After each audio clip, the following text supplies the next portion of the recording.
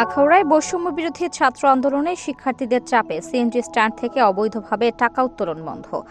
ব্রাহ্মণবাড়িয়া জেলার আখাউড়া পৌরসভার অন্তর্গত প্রতিটি সিএনজি স্ট্যান্ডে সিএনজি এবং ব্যাটারি চালিত অটোরিকশা চালকগণ প্রতিদিন বাধ্য হয়ে দিতে হতো 20 থেকে 30 টাকা করে, যা বর্তমানে কোটা সংস্কার আন্দোলনে বৈষম্য বিরোধী শিক্ষার্থীদের চাপে বন্ধ হয়েছে। মঙ্গলবার 13 আগস্ট সরেজমিনে গিয়ে আখাউড়া পৌরসভার অন্তর্গত প্রতিটি সিএনজি স্ট্যান্ড ঘুরে দেখা যায়, পূর্বে যারা খাতা কলম নিয়ে উক্ত টাকা উত্তোলন করত তাদের কাউকে দেখা যায়নি।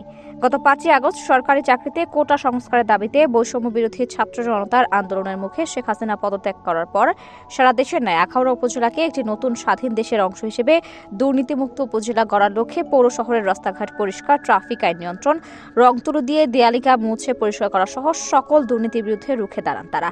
এরই অংশ হিসেবে আখাউড়া পৌরসভার অন্তর্গত প্রতিটি সিএনজি স্ট্যান্ডে অবৈধভাবে সিএনজি ও ব্যাটারি চালিত অটোরিকশা চালকদের থেকে অবৈধভাবে টাকা উত্তোলন বন্ধ করতেও সক্ষম হয় কোটা সংস্কার আন্দোলনে বৈষম্য বিরোধী শিক্ষার্থীগণ। কয়েকজন সিএনজি ও ব্যাটারি চালিত অটোরিকশা চালক জানান, আমাদের নিকট হতে 10 টাকার একটি রিসিট দিয়ে পৌরসভার ট্যাক্সের কথা বলে 20 থেকে 30 টাকা করে প্রতিদিন নিয়ে যেত, যা বর্তমানে কোটা সংস্কার আন্দোলনে বৈষম্য বিরোধী শিক্ষার্থীগণের মাধ্যমে পুরোপুরি বন্ধ হওয়ায় সিএনজি ও ব্যাটারি চালিত অটোরিকশা চালকগণ তাদের ভূয়সী প্রশংসা করেন। এ প্রসঙ্গে আখাউড়ার ছাত্র জনতা মনে করে এটি সম্পূর্ণ একটি চাঁদাবাজি, তাই তারা এই ধরনের দুর্নীতির বিরুদ্ধে বদ্ধপরিকর। News desk, Padma TV.